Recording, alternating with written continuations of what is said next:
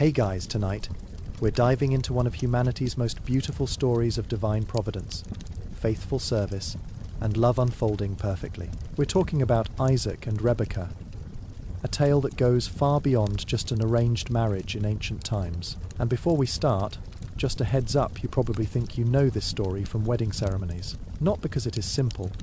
Well, maybe it seems that way on the surface.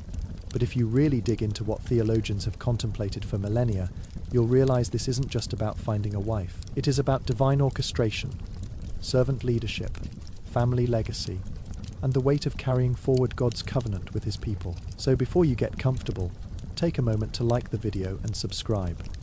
But only if you genuinely enjoy diving deep into stories that have shaped our understanding of love and faith. Also, I'd love to know what city you are watching from, and what is your take on divine guidance? Do you believe God orchestrates our relationships, or do we navigate love entirely on our own? Now, in the land of Canaan, where olive trees whispered ancient secrets and wells held stories of generations, lived Isaac. He was no ordinary man, but the son of promise, born to Abraham and Sarah in their old age. The miraculous child who had once been bound upon an altar, spared by God's provision of a ram instead. Now grown, Isaac carried within him the weight of covenant promises stretching back to his father's first call. Abraham had grown old, his hair white as mountain snow, his eyes holding the wisdom of one who walked with God. The patriarch knew his time was drawing short, and one burden pressed heavily upon his heart each morning. His son Isaac, now 40 years old, remained unmarried, and the covenant needed to continue through righteous offspring. In those days, the land of Canaan was filled with peoples who worshipped false gods and practiced customs.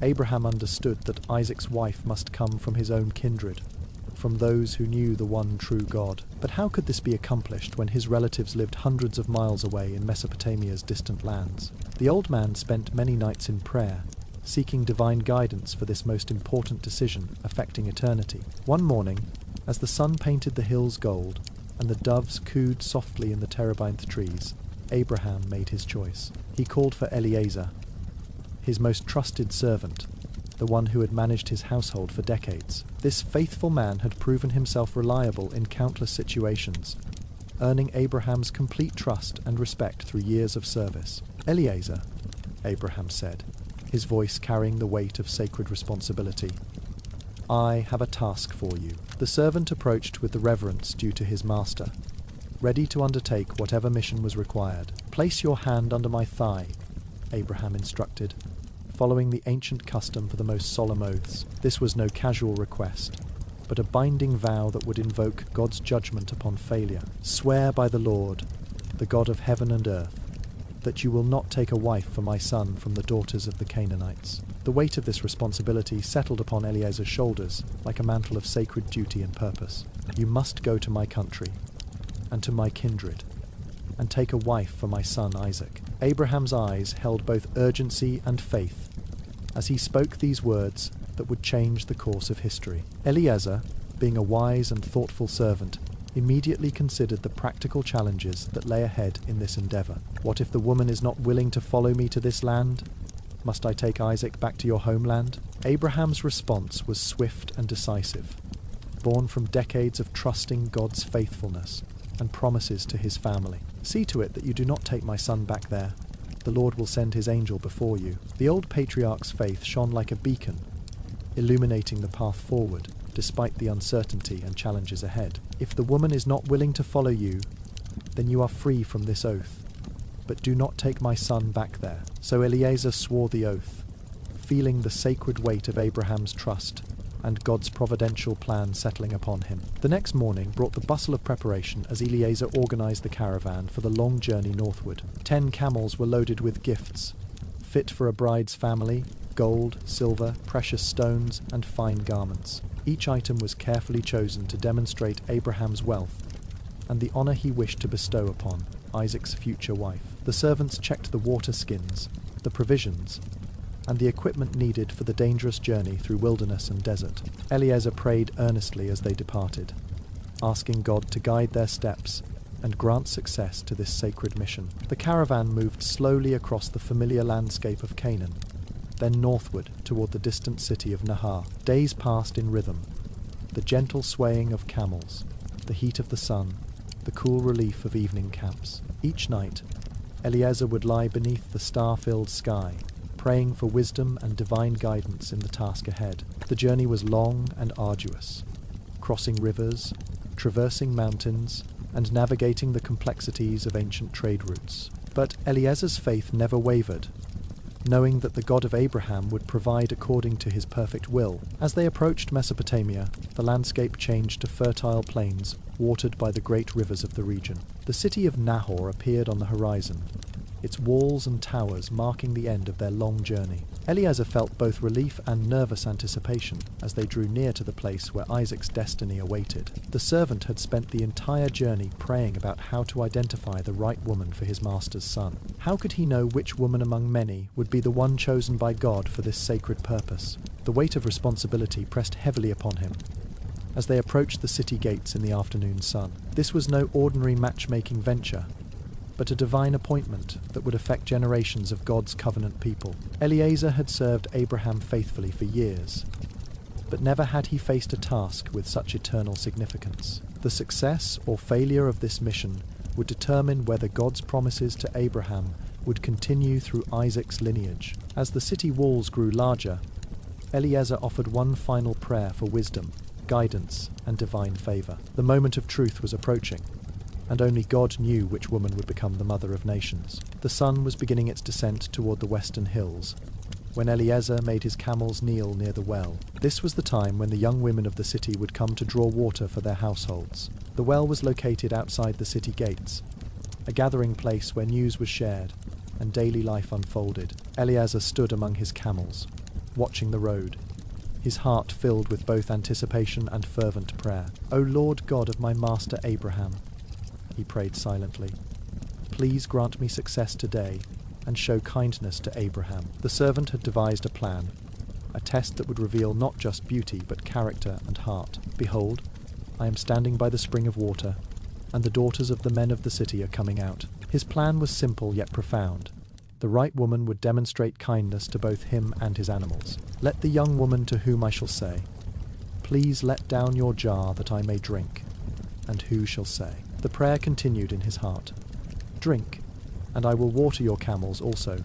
Let her be the one you have appointed." This test would reveal generosity, initiative, and the kind of heart that would make a suitable wife for Isaac. Watering 10 thirsty camels was no small task, requiring many trips to the well and considerable physical effort. Only a woman of exceptional character and servant's heart would volunteer for such demanding work without being asked. As Eliezer prayed, he heard the sound of voices and laughter approaching from the direction of the city. The young women were coming, their water jars balanced gracefully on their shoulders, chatting as they walked. Among them was one who stood out not just for her beauty, but for something indefinable in her bearing. She walked with confidence and grace, her movements reflecting both strength and gentleness of spirit and character. This was Rebekah, daughter of Bethuel, granddaughter of Nahor, Abraham's brother, though Eliezer didn't know this yet. As she approached the well, Eliezer's heart began to race with anticipation and hope for divine confirmation. The moment of truth had arrived, and the next few minutes would determine the success of his mission. Rebekah descended to the spring with fluid grace, her water jar balanced perfectly upon her strong shoulder. She was beautiful beyond description, with eyes that sparkled like stars and skin bronzed by the desert sun. But her beauty was matched by something even more precious, a heart that was pure and undefiled. As she filled her jar with the cool, clear water, Eliezer approached with his heart pounding with anticipation. "Please give me a little water to drink from your jar," he said, his voice carefully controlled despite his nervousness. Rebekah's response was immediate and gracious, revealing the generous spirit that dwelt within her young heart. "Drink, my lord," she said, quickly lowering her jar and offering it to the travel-weary stranger. But she didn't stop there. Her next words made Eliezer's heart leap with joy and recognition of divine providence. "I will draw water for your camels also, until they have finished drinking," she said with genuine kindness. This was the exact sign Eliezer had prayed for, the divine confirmation he had sought from the Lord. Rebekah quickly emptied her jar into the trough and ran back to the well to draw more water. 10 camels drink an enormous amount of water, especially after a long journey through the desert heat. But Rebekah worked tirelessly, making trip after trip to the well, her energy never flagging despite the heavy labor. Eliezer watched in amazement as this young woman fulfilled his prayer in every detail with joyful service. Her willingness to serve a stranger and his animals revealed a heart that was both generous and kind. This was not mere politeness, but genuine compassion that flowed from a beautiful soul and loving spirit. As the camels drank their fill, Eliezer knew without doubt that God had answered his prayer perfectly. When the watering was complete, Rebekah stood before him, slightly breathless, but smiling with the satisfaction of service well done. Eliezer's heart overflowed with gratitude to God for his faithfulness and perfect provision for Isaac's future happiness. The servant reached into his pack and withdrew a golden nose ring and 2 gold bracelets of considerable value. "Please tell me," he said as he presented these gifts, "whose daughter are you? Is there room in your father's house?" Rebekah's response would complete the miraculous provision that had begun with her kindness at the well.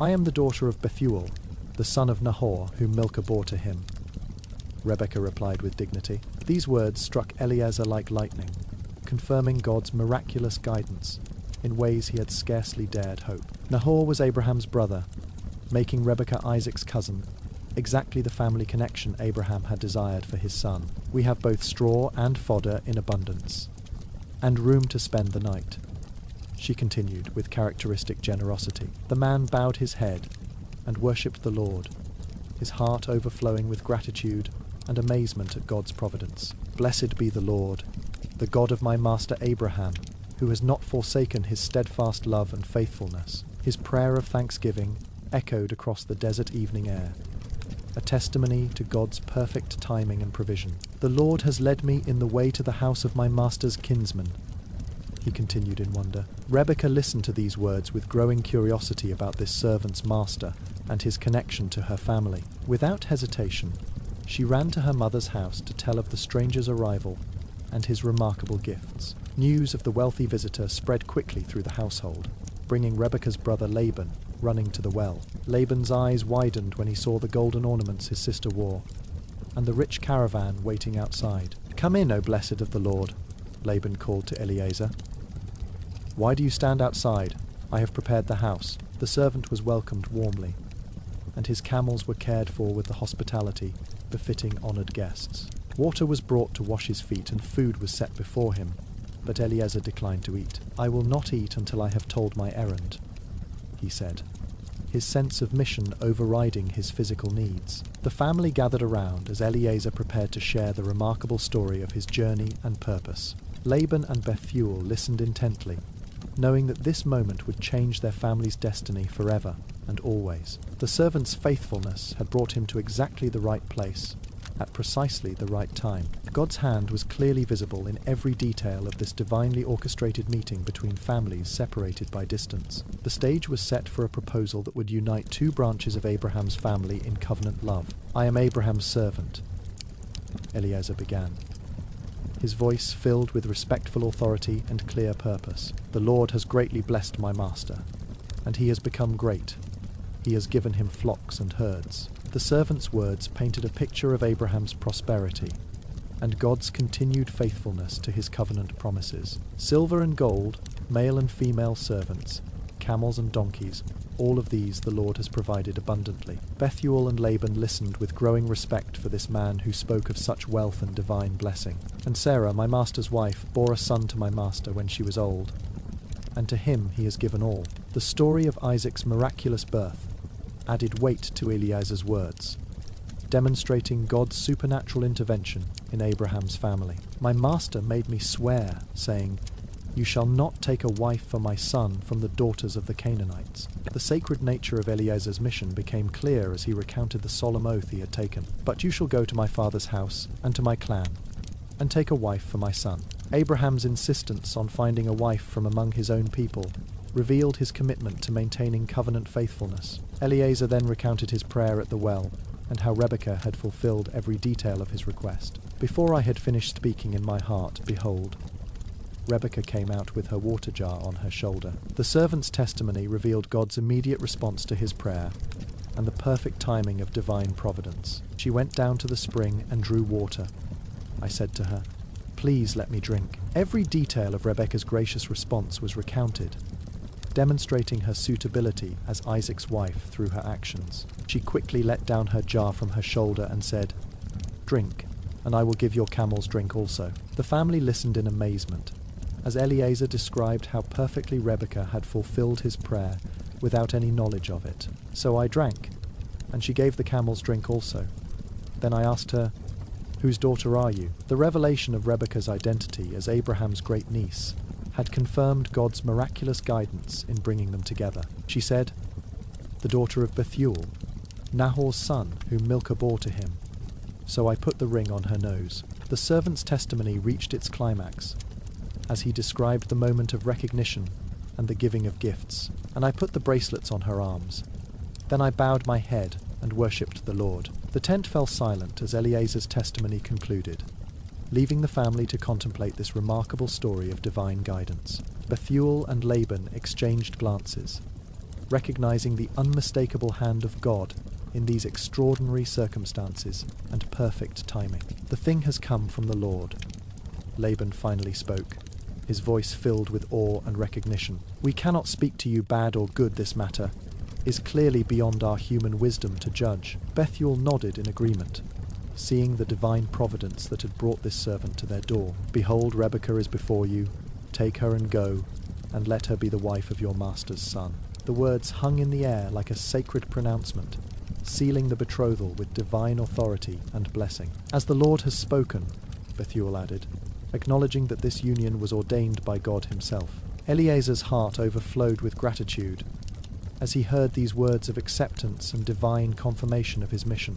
He bowed himself to the earth before the Lord, worshipping with thanksgiving for God's faithfulness and perfect provision. Then he brought out jewelry of silver and gold, and garments, and gave them to Rebekah as betrothal gifts. Precious gifts were also given to her brother and mother, honoring the family and sealing the covenant agreement. The celebration that followed was filled with joy and wonder at God's miraculous provision for Isaac's future. Food was shared, stories were told, and the reality of this divine appointment settled over the gathered family. Rebekah sat quietly, her heart processing the magnitude of what had just occurred in her young life. She had gone to draw water as on any ordinary day, but God had transformed that simple task into destiny. Now she faced the prospect of leaving her family and homeland to marry a man she had never met. Yet something in her spirit recognized the rightness of this path, the divine hand that had orchestrated these events. The golden jewelry on her arms served as a tangible reminder of the covenant,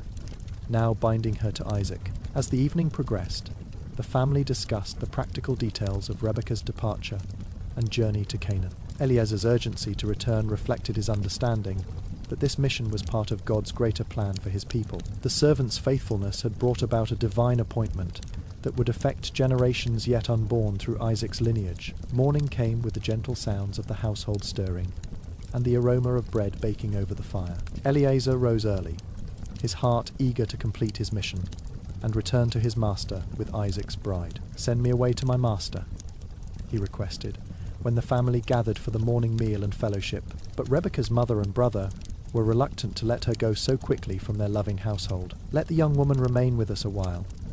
At least 10 days after that she may go." Their request was understandable.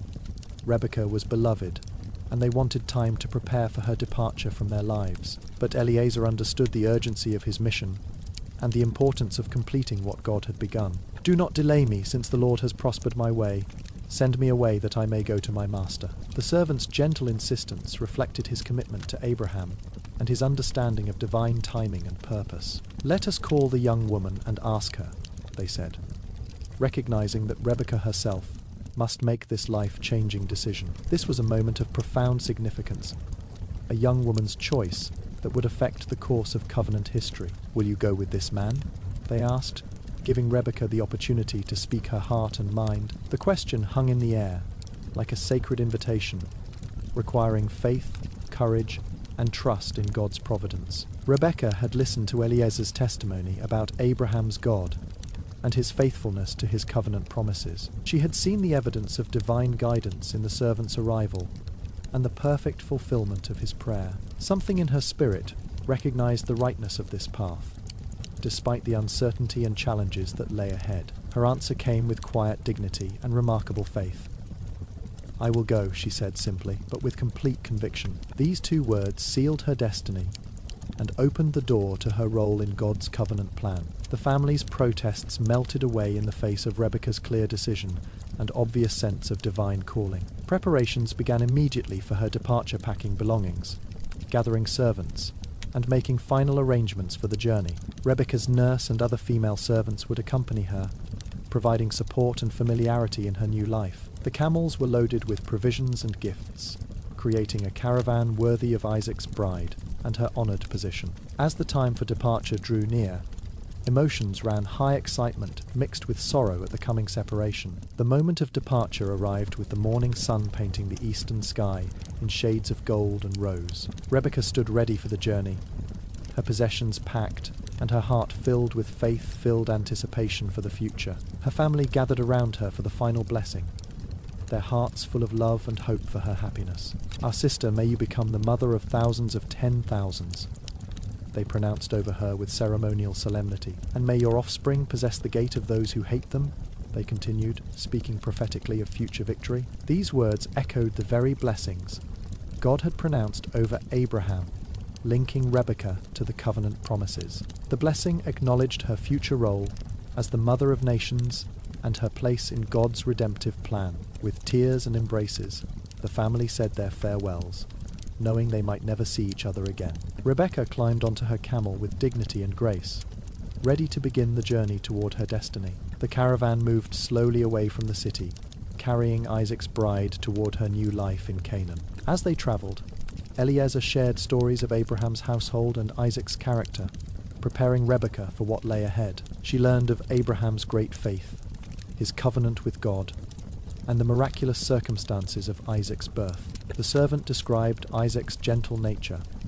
his devotion to God, and his role as heir to the promises. Days passed in steady travel across the familiar landscape of Mesopotamia, then southward toward the unknown land of Canaan. Rebekah's faith never wavered, though she surely wondered about the man who would become her husband. The journey provided time for reflection and prayer, preparing her heart for the role she would play. Each day brought them closer to the moment when she would meet Isaac and begin her new life. The servant's respectful care for her comfort and safety demonstrated the honor with which she was regarded. As they approached the borders of Canaan, anticipation grew for the reunion with Abraham and the meeting with Isaac. The landscape changed from the familiar plains of Mesopotamia to the hill country of the Promised Land. Rebekah's heart beat faster as she realized that soon she would see the man God had chosen for her. The caravan pressed on, carrying precious cargo, not just gold and silver, but the future mother of God's covenant people. Meanwhile, in the land of Canaan, Isaac lived in the routine of pastoral life, tending flocks and managing property. But his heart carried the weight of expectation as he waited for news of Eliezer's mission. Days had stretched into weeks since the servant's departure, and Isaac wondered about the outcome of the journey. Would God provide a wife from among his father's people? Or would Eliezer return empty-handed and disappointed? The young man spent many hours in prayer and meditation, seeking God's will for his life and future. He had learned from his father's example to trust in God's timing and provision, even when circumstances seemed uncertain. The memory of his near sacrifice on Mount Moriah had taught him that God's plans often exceeded human understanding. Isaac had submitted to his father's will then, trusting that God would provide, and he had dramatically and completely. Now he waited again, trusting that the same faithful God would provide a wife according to his perfect plan. One evening, as the sun began its descent toward the western hills, Isaac went out to meditate. This was his custom, to spend time in quiet reflection and prayer as the day drew to a close. The field was peaceful, with only the gentle sounds of evening creatures and the whisper of wind through grass. As he walked and prayed, Isaac lifted his eyes toward the horizon, perhaps hoping to see signs of returning travelers. The vastness of the sky reminded him of God's promises to Abraham about descendants as numerous as the stars.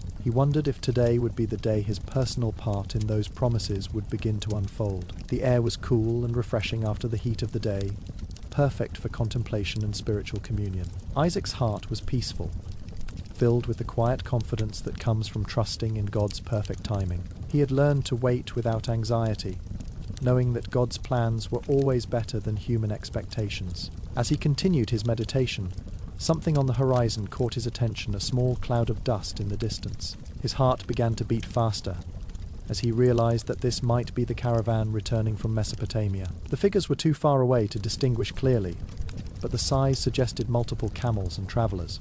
Isaac's prayers turned to thanksgiving, as he realized that God might be about to answer his patient waiting. He stood watching as the caravan drew closer, his heart filled with anticipation and hope for the future.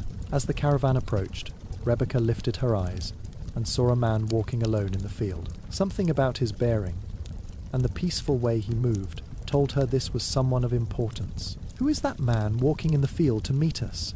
she asked Eliezer with growing excitement. The servant's face lit up with joy as he recognized his master's son after the long journey. "It is my master," Eliezer replied, his voice filled with satisfaction at the successful completion of his mission. Rebekah's heart raced as she realized she was about to meet Isaac, the man who would become her husband. Quickly, she took her veil and covered herself, following the customs of modesty and proper meeting etiquette. The gesture was both practical and symbolic, representing her readiness to become Isaac's wife with dignity and grace. As the caravan came to a halt, Isaac approached with a mixture of curiosity and growing recognition.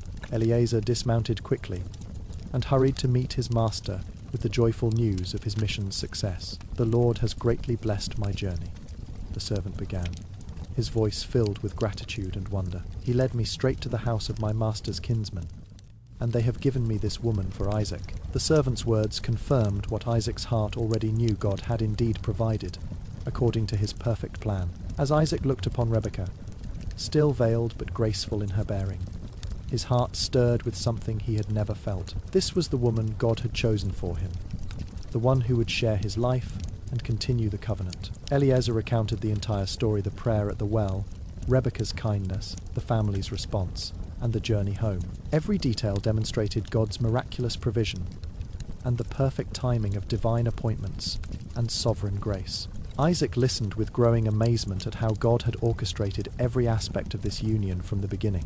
When the servant finished his account, Isaac approached Rebekah with gentle respect and growing affection. Their eyes met for the first time, and something passed between them: recognition, acceptance, and the beginning of love. Without words, they both understood that this meeting was ordained by God and blessed by his perfect will. The veil between them seemed to represent all the unknowns that would become beauties as they learned to love. Isaac extended his hand to help Rebekah down from her camel, their first touch electric with promise. As their fingers met, both felt the rightness of this moment that God had been preparing throughout their lives. "Welcome to your new home," Isaac said softly, his voice filled with warmth and gentle acceptance. Rebekah's response was equally gentle. "I am honored to be here, to be chosen for this purpose." Their words were formal, but their hearts were already beginning the beautiful process of learning to love. Isaac led Rebekah to his mother Sarah's tent, symbolically welcoming her into the family and her new role. The tent had been prepared with beautiful fabrics and furnishings, creating a space worthy of Abraham's daughter-in-law. "This was my mother's place," Isaac explained, his voice tender with memory and hope for the future. "She prayed for this day, for the woman who would continue the covenant promises through our family." Rebekah understood the significance of this moment. She was stepping into the role of covenant mother and partner. The marriage ceremony was simple but profound, witnessed by Abraham, Eliezer, and the servants of the household. In the presence of God and family, Isaac and Rebekah committed themselves to one another for life. The vows they spoke were not just personal promises, but sacred commitments, affecting generations of God's people. "I take you as my wife to love and cherish according to God's plan for our lives. I accept you as my husband to support and honor as we serve God together." Their words sealed a covenant that would last through all the challenges and joys that lay ahead. As they embraced, both felt the peace that comes from being exactly where God intended them to be. The scripture records simply, "Isaac brought her into the tent, and she became his wife, and he loved her." This wasn't just romantic love, but covenant love, deep, committed, and blessed by God himself and his perfect plan. So Isaac was comforted after his mother's death, The narrative continues,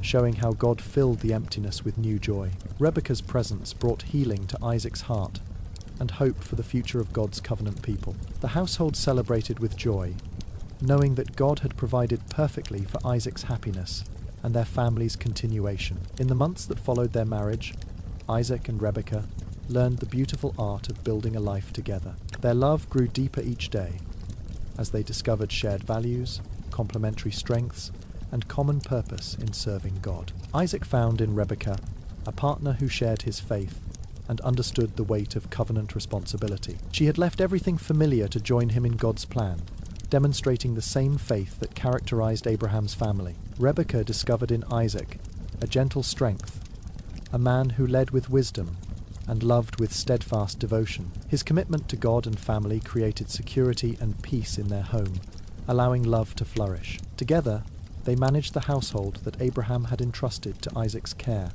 working as partners in every endeavor. The flocks prospered under their joint oversight, and the servants respected their fair and godly leadership. Their tent became a place of peace and prayer, where God's presence was welcomed and his will sought. Evening conversations often centered on the promises God had made to Abraham and how they would be fulfilled. Isaac shared stories of his father's faith journey, the calling from the promise of land and descendants. Rebekah contributed her own insights and prayers, bringing fresh perspective to familiar truths and timeless promises. Their partnership extended beyond the practical matters of daily life to spiritual growth and mutual encouragement. They prayed together, studied God's character through his dealings with Abraham, and sought his guidance for their future. The love between them was evident to all who observed their interactions, respectful, affectionate, and deeply committed. Abraham watched with joy as his son found happiness and fulfillment in the wife God had provided.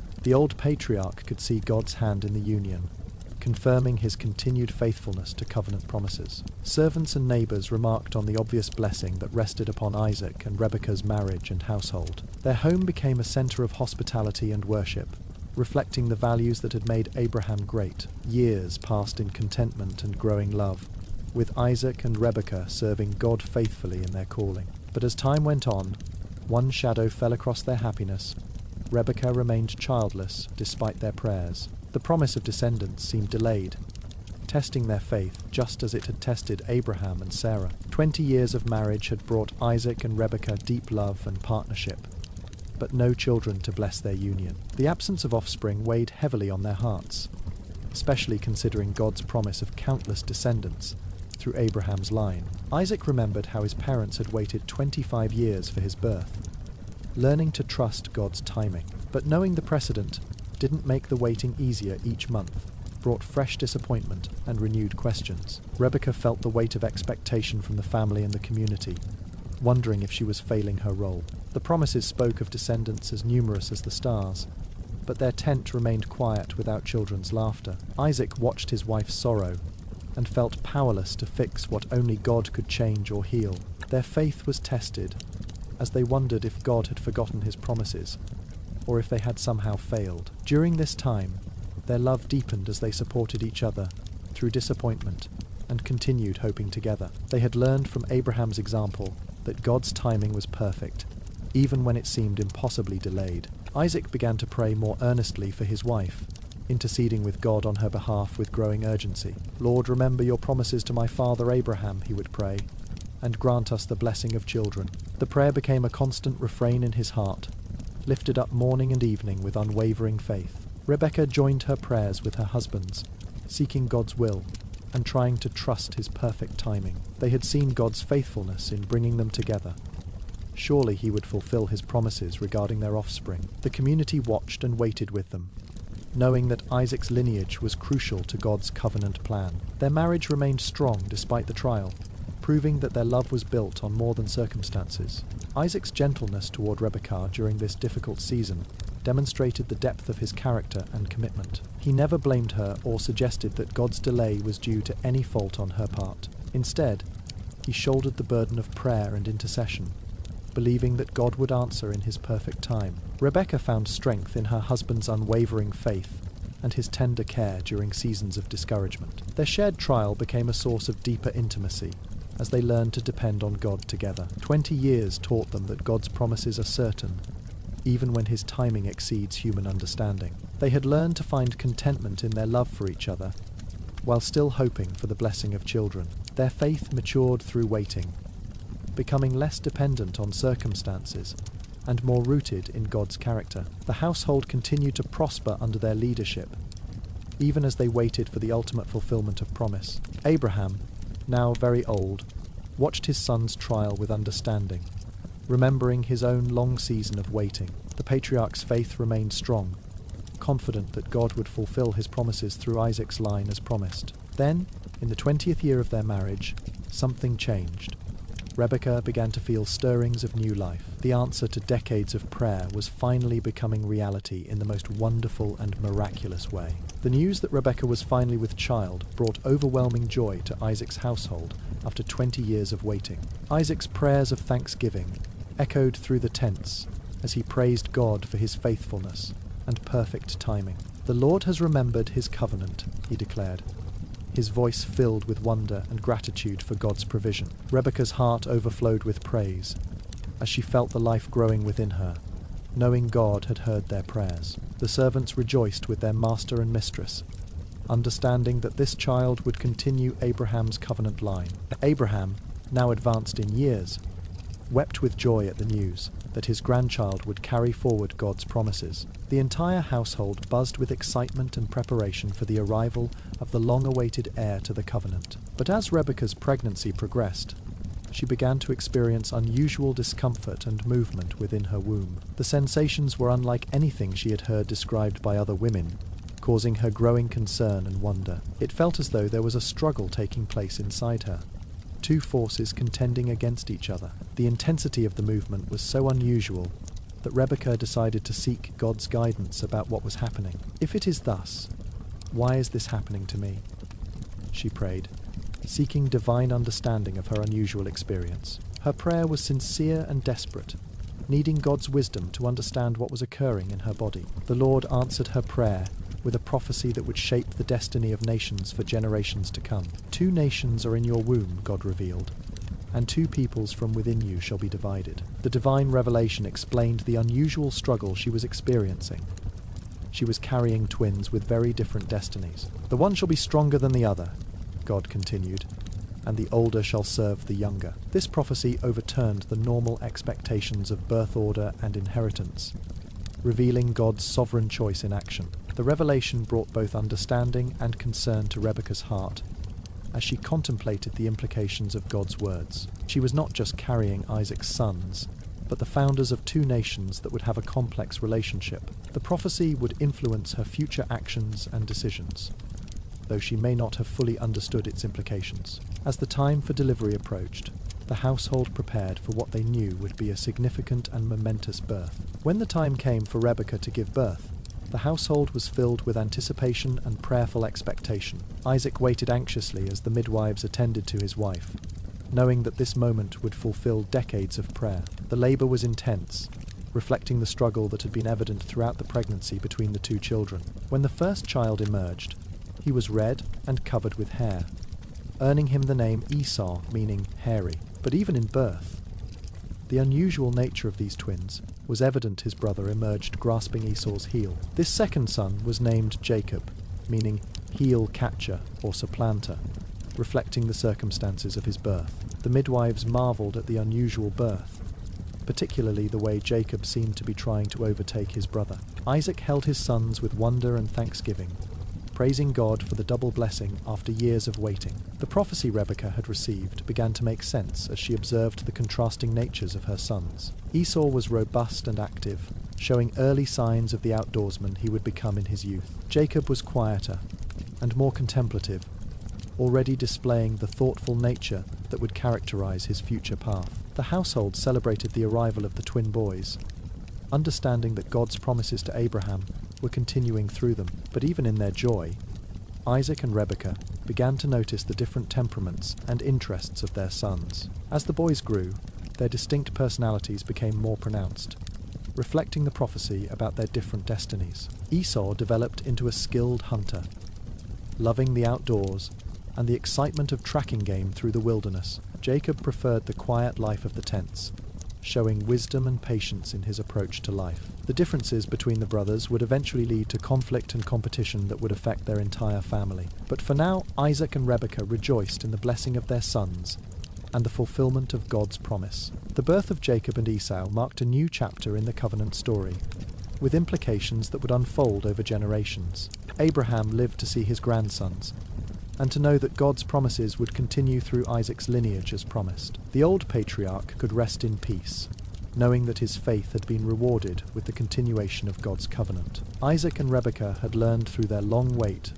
that God's timing is perfect, even when it seems delayed. As Jacob and Esau grew from infants to young men, their contrasting personalities became increasingly evident to all. Esau developed into a skilled hunter, spending long days in the wilderness tracking deer and wild game. He was impulsive and immediate in his desires, living for the excitement of the hunt and the satisfaction of present needs. Jacob, by contrast, was thoughtful and reflective, preferring the quiet wisdom of home and the company of his family. He showed early signs of spiritual sensitivity, often asking questions about God's promises and his family's covenant calling. The twins' physical differences were as pronounced as their personalities.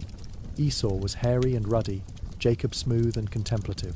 Isaac found himself drawn to Esau's adventurous spirit and enjoyed the game his older son brought home. The father's preference for Esau was natural, but unwise, creating an imbalance in the family dynamic that would cause problems. Rebekah, remembering God's prophecy about the older serving the younger, felt drawn to Jacob's spiritual sensitivity and wisdom. Her favoritism toward Jacob was equally problematic, creating divisions within the family that would have lasting consequences. The household began to experience tension as the parents' preferences became obvious to both sons and servants. Esau thrived on his father's approval and the praise he received for his hunting skills and outdoor adventures. Jacob felt the weight of his mother's expectations and the knowledge that God had spoken specifically about his future. The prophecy that had been revealed to Rebekah created an undercurrent of expectation and tension about the boy's destiny. As they approached adulthood, the question of inheritance and blessing became increasingly important to both brothers.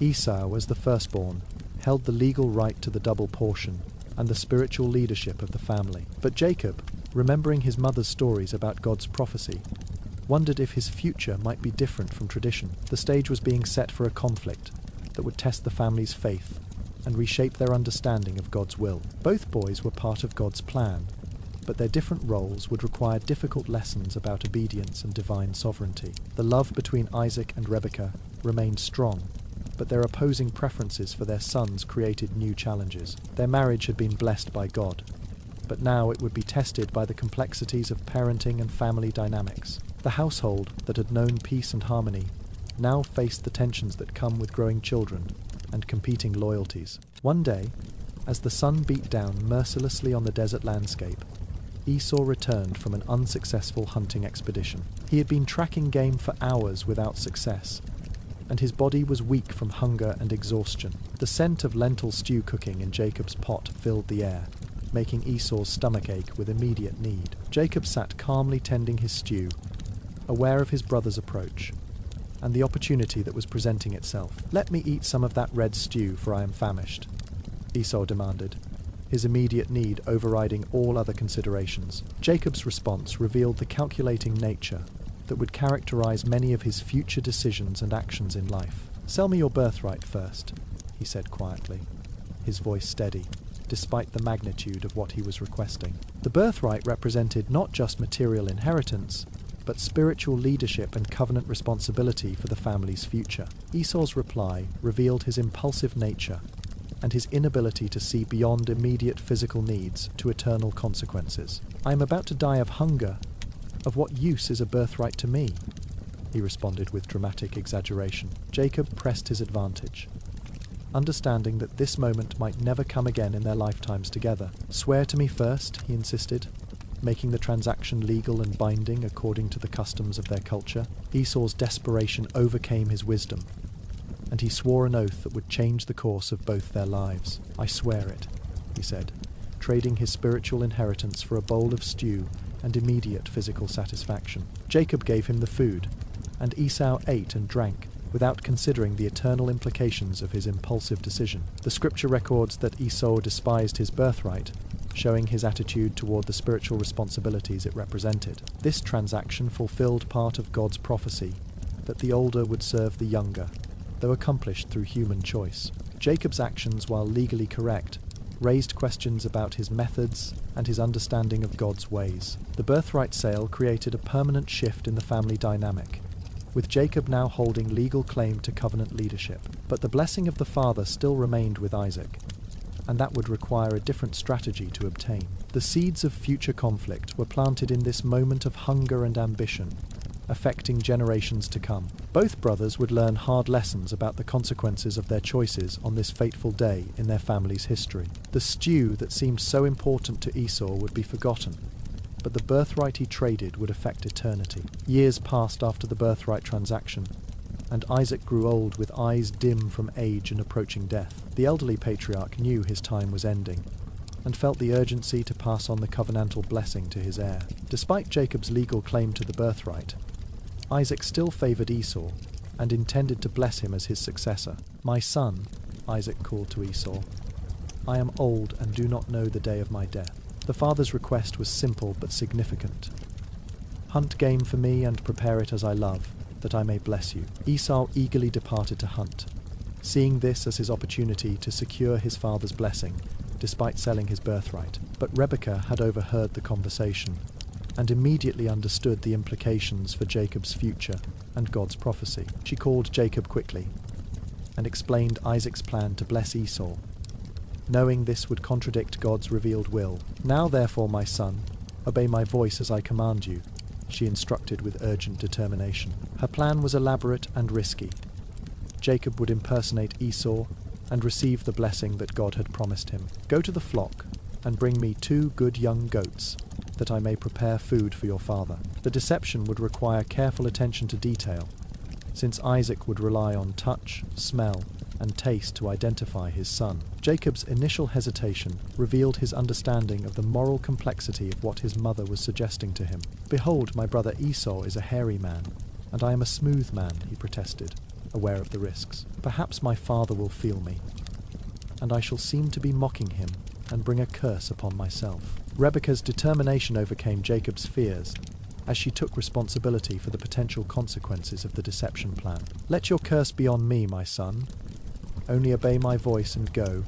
Bring them to me." The goatskins were used to cover Jacob's hands and neck, making him feel hairy like his brother Esau. Esau's clothes were placed on Jacob, giving him the outdoor scent that Isaac would associate with his older son. The elaborate deception was motivated by faith in God's prophecy, but accomplished through questionable means and methods. Jacob approached his father with trembling hands, knowing that discovery would bring disgrace and his father's curse instead. The scene that followed would change their family forever and fulfill God's prophecy in an unexpected and controversial way. Jacob approached his father's tent with the prepared food, his heart pounding with fear and anticipation. "My father," he called softly, beginning the deception that would change the course of covenant history forever. Isaac's response was immediate. "Here I am. Who are you, my son?" A question that pierced Jacob's conscience. "I am Esau, your firstborn," Jacob lied, crossing a line that would haunt him for years to come. "I have done as you told me. Now sit up and eat of my game, that you may bless me." Isaac's suspicion was immediately aroused by the speed with which his son had allegedly completed the hunting expedition. "How is it that you have found it so quickly, my son?" he asked, his voice filled with confusion. Jacob's response compounded his deception. "Because the Lord your God granted me success," involving God's name in his lie. Isaac's blindness forced him to rely on other senses, and he called Jacob close to examine him carefully. "Come near that I may feel you, my son, to know whether you are really my son Esau." The moment of truth arrived as Isaac's hands explored Jacob's artificially hairy skin and caught Esau's scent on his clothes. "The voice is Jacob's voice, but the hands are the hands of Esau," Isaac said, his confusion evident. Despite his suspicions, Isaac proceeded with the blessing, perhaps influenced by the physical evidence and the prepared food. "Are you really my son Esau?" he asked one final time, giving Jacob a chance to confess the truth. "I am," Jacob replied, sealing his deception with another direct lie to his elderly and trusting father. Isaac ate the meal and drank the wine, then called Jacob to come close for the ceremonial blessing. "Come near and kiss me, my son," he said, following the traditional ritual for passing on covenant authority. As Jacob kissed his father, Isaac smelled Esau's clothes and was convinced of his identity at last. The blessing that followed was profound and prophetic, involving dominion, prosperity, and spiritual authority over the family covenant. "See, the smell of my son is as the smell of a field that the Lord has blessed," Isaac began. "May God give you of the dew of heaven, and of the fatness of the earth, and plenty of grain." The blessing continued with promises of leadership and divine favor that would affect generations of Jacob's descendants. "Let people serve you, and nations bow down to you. Be lord over your brothers, and may your mother's sons bow down." The blessing concluded with the traditional pronouncement of protection and divine favor for Jacob's future generations. "Cursed be everyone who curses you, and blessed be everyone who blesses you," Isaac pronounced with final authority. As soon as Isaac finished blessing Jacob, the sound of Esau's return from hunting echoed through the camp. Jacob quickly departed from his father's presence, knowing that discovery of his deception was now imminent and certain. Esau entered with his prepared game, eager to receive the blessing he had been promised by his father. "Let my father arise and eat of his son's game, that you may bless me," he said with confidence. Isaac's response revealed the shocking truth. "Who are you?" he asked, his voice filled with growing alarm. "I am your son, your firstborn Esau," came the reply that sent Isaac into trembling confusion and distress. The realization of what had occurred hit Isaac like a physical blow, causing him to tremble violently with shock. "Who was it then that hunted game and brought it to me? I have blessed him, yes, and he shall be blessed." The irreversible nature of the spoken blessing meant that Jacob's deception had permanently altered their family's future and destiny. Esau's reaction was immediate and heartbreaking. "Bless me, even me also, O my father," he cried out in anguish. The pain in his voice revealed the depth of his loss and the magnitude of what had been taken from him. Isaac's explanation only deepened Esau's grief. "Your brother came deceitfully, and he has taken away your blessing." Esau's response showed both his understanding of Jacob's nature and his own bitter regret. Is he not rightly named Jacob? The name Jacob, meaning supplanter, had proven prophetic, as he had now taken both birthright and blessing from his brother. "He took away my birthright, and behold, now he has taken away my blessing," Esau lamented with growing anger. His desperate plea to his father revealed his desperation. "Have you not reserved a blessing for me?" Isaac's reply was painful but honest. "I have made him lord over you, and all his brothers I have given him." The father's words confirmed that the blessing was comprehensive and irreversible, leaving little for Esau to inherit from the covenant. "What then can I do for you, my son?" Isaac asked, his heart breaking for his favored son's loss. Esau's emotional breakdown was complete. "Have you but one blessing, my father? Bless me, even me also, O my father." The scripture records that Esau wept aloud, his grief echoing through the camp and touching everyone who heard his anguish. Isaac's secondary blessing for Esau was significantly different from the covenant blessing given to Jacob through deception. "Behold, away from the fatness of the earth shall your dwelling be, and away from the dew of heaven." This blessing spoke of a harder life, one that would require strength and struggle rather than covenant abundance. "By your sword you shall live, and you shall serve your brother. But when you grow restless, you shall break his yoke." The prophecy acknowledged Esau's future struggles, while also promising eventual freedom from Jacob's dominance over his life. But the blessing could not restore what had been lost through the deception, and Esau's heart filled with bitter hatred. "The days of mourning for my father are approaching.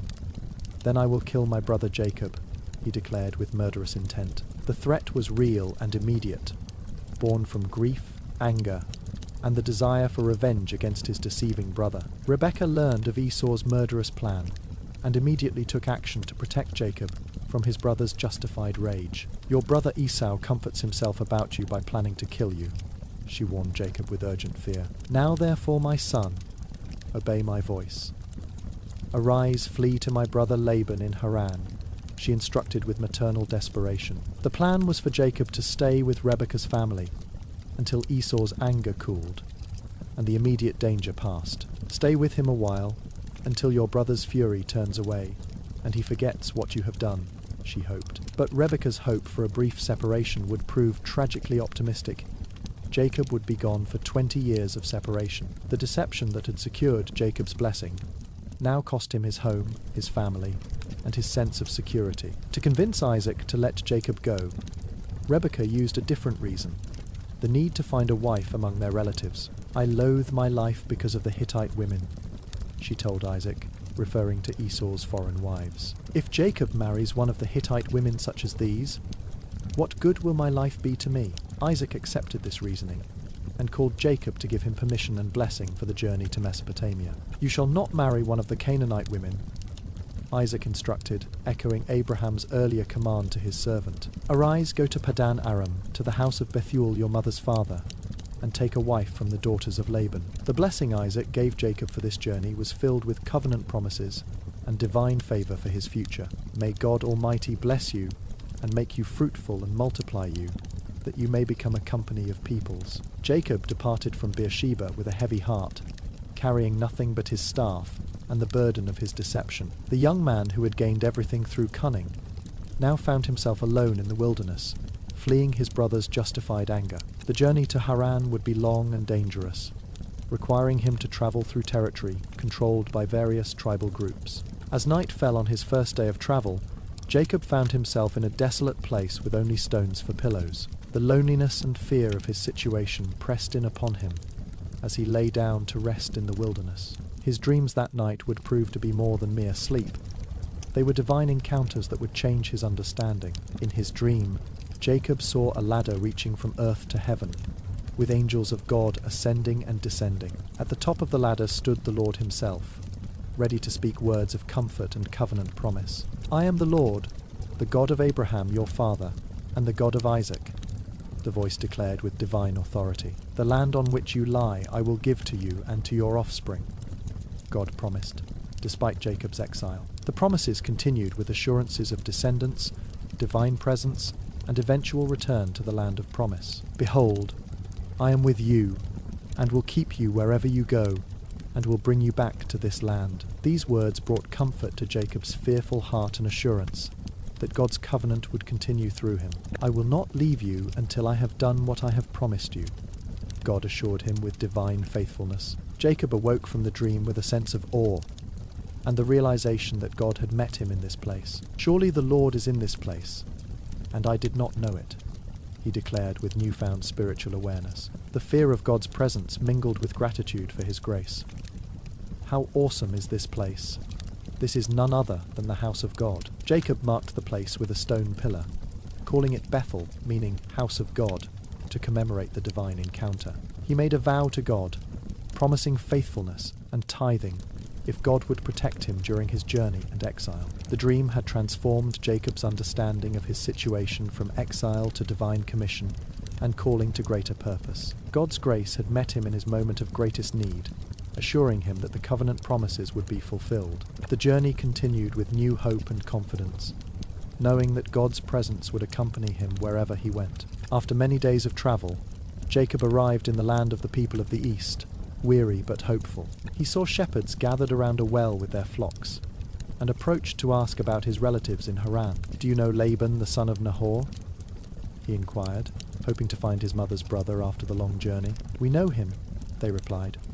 "And see, Rachel his daughter is coming with the sheep," pointing to an approaching figure. Jacob's heart stirred as he saw the beautiful young woman approaching with her father's flock, her grace evident in every movement. This was his cousin Rachel, and Jacob felt immediately drawn to her beauty and the kindness evident in her manner. When she arrived at the well, Jacob performed a feat of strength, rolling away the great stone that covered the well. He watered Laban's flock, and then revealed his identity to Rachel, explaining his connection to her family through Rebekah.